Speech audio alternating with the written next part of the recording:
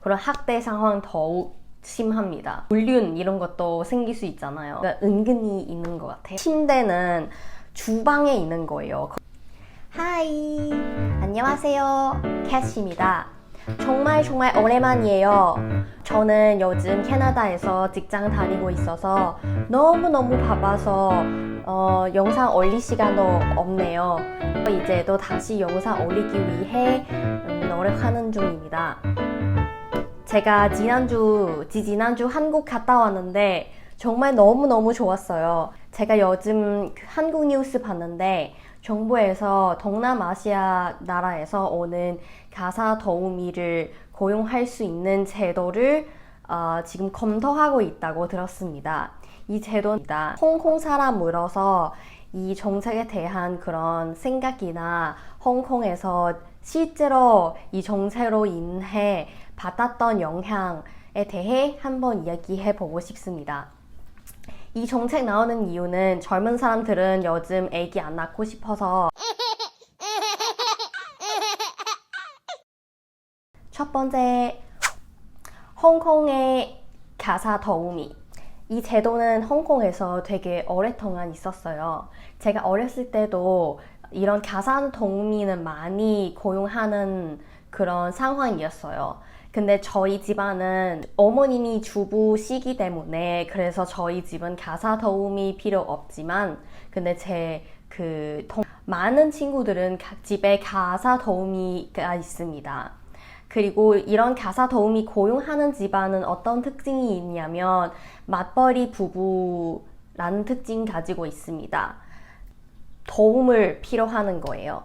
그 집에 아이도 있지만 노인도 있습니다. 가사 도우미 해야 되는 업무는 아이를 챙기는 것뿐만 아니라 어른 나이 많으신 분 챙기는 일까지 해야 됩니다. 아이도 여러 명 있고 노인도 있다 하면은 가사 도우미 2명 이상 있을 경우도 있습니다. 그 할아버지 할머니 돌봐드림 그런 가사 도우미는 고용한 적이 있었습니다. 정말로 저렴합니다. 제 어렸을 때는 약간 물가 좀 더 낮았기 때문에 그때는 한 50만 원 정도이면 가사 도우미 고용할 수 있는. 가사 도우미 어떻게 고용하면 만약에 이런 도움이 필요하다 하면은 동네에 있는 가사 도우미 센터가 있어요.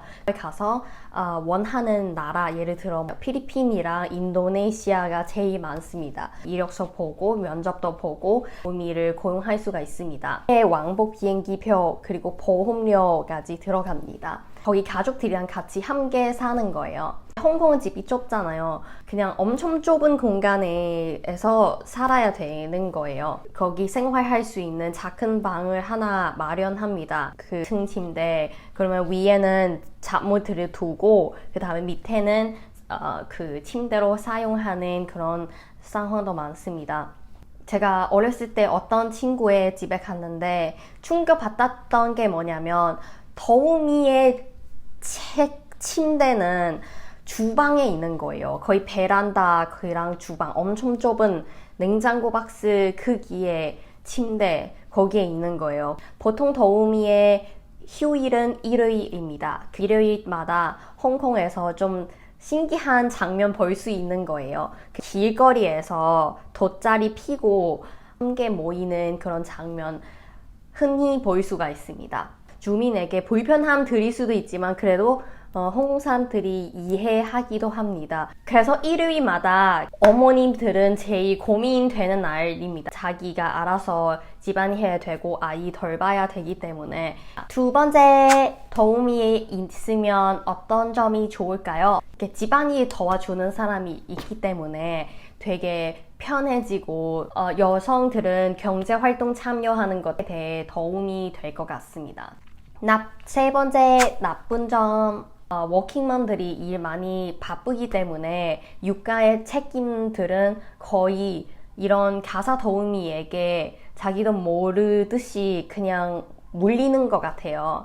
그럼 아이는 그냥 덜 봐주기만 하면 안 되잖아요. 또 교육시켜야 되고 아이들에게 뭐 사랑해줘야 되고 소통도 해줘야 되고 케어해줘야 되는데 그냥 일상생활만 그런 도우미랑 같이 생활하면서 이런 부분은 조금 부족할 수도 있습니다.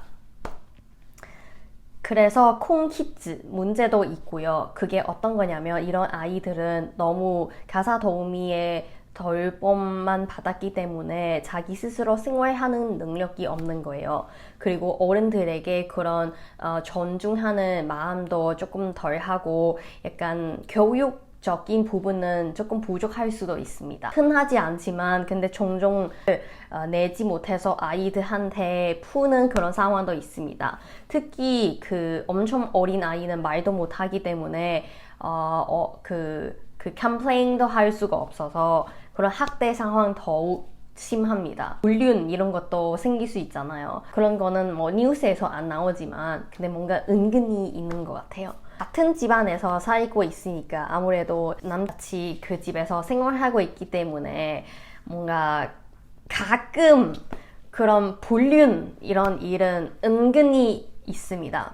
네 번째, 만약에 한국에서 이런 정책 도입하게 되면 출생률에 대해 도움 될까요? 마음 편해지면 조금 아이 좀 더 낳고 싶어 하는 마음이 있을 수도 있는데 근데 이 정책은 쉽지 않을 것 같은 이유 여러 가지가 있습니다. 한국은 원래 유교 문화이기 때문에 어른들에게 존중해야 되고 그리고 한국 그런 특별한 민족성이 있는 것 같습니다. 그래서 이런 분들은 와서 한국 분들이랑 같이 생활하게 되면 아이들은 어른들에게 존중할 줄 모르면 이런 한국의 좋은 유교 문화가 영향받을 수도 있습니다. 그리고 한국은 뭔가 예의도 잘 바르고 예절이라는 게 되게 중요하다고 생각하는데 만약 아이들은 가사 도우미랑 살게 되면 그런 충분한 교육을 과연 제대로 받을 수 있을까 그런 의문도 홍콩이랑 싱가포르는 오래전부터 외국인들이 많이 들어와서 살고 있었기 때문에 가사 도우미 들어와서 같이 생활해도 큰 문제가 안 될 거라고 생각합니다. 왜냐하면 홍콩이랑 싱가포르는 좀 다양한 문화의 배경 요즘은 K-pop 유행하잖아요. 그래서 사실은 만약에 한국 이런 제도가 있으면 K-pop이랑 한국 문화에 대해 관심이 많은 동남아시아 젊은 여성들은 여기 오는 거 되게 좋아할 것 같아요. 한류랑 K-pop, K-beauty 그런 거 많기 때문에 그래서 이 부분은 저는 오히려 걱정하지 않을 것 같습니다. 마지막으로 그러면 이 정책 과연 효과가 있을까요?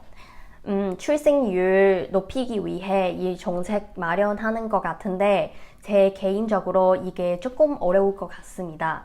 왜냐하면 홍콩의 상황 봐도 젊은 사람들은 가사 도우미 사용할 수 있지만 근데 아직도 아기 낳는 거에 대한 거부심이 있거나 결혼 별로 원하고 싶지 않은 이유는 바로 집값이랑 경제 문제 때문입니다.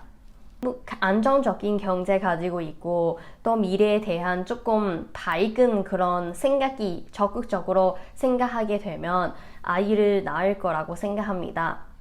미래는 어떻게 될지도 모르니까 그냥 아기 낳지 말자 라고 생각하는 청년들은 많습니다.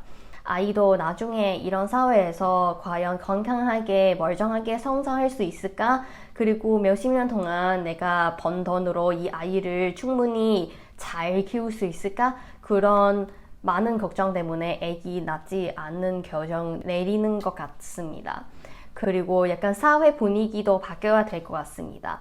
여사 도우미도 하나의 방법이지만 경제 문제랑 취직 문제 그리고 집값 문제 이런 거 먼저 해결해야 하지 않을까 그런 생각입니다.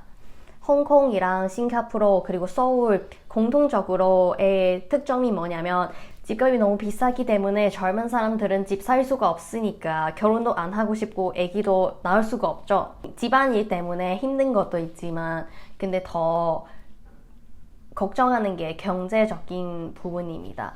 그래서 오늘의 영상 여기까지입니다. 약간 좀 재미없고 심심하지만 그래도 한국어도 계속 연습해야 되기 때문에 다시 영상 찍어야겠다 생각이 듭니다. 여기는 한국어 많이 사용하는 환경도 아니기 때문에 뭔가 한국어 실력이 조금 안 좋아졌어요. 정말 걱정이네요. 안 돼요. 한국어 좋아요. 오늘은 영상 여기까지입니다. 시청해 주셔서 정말 감사합니다. 다음에도 뵐게요. 바이바이.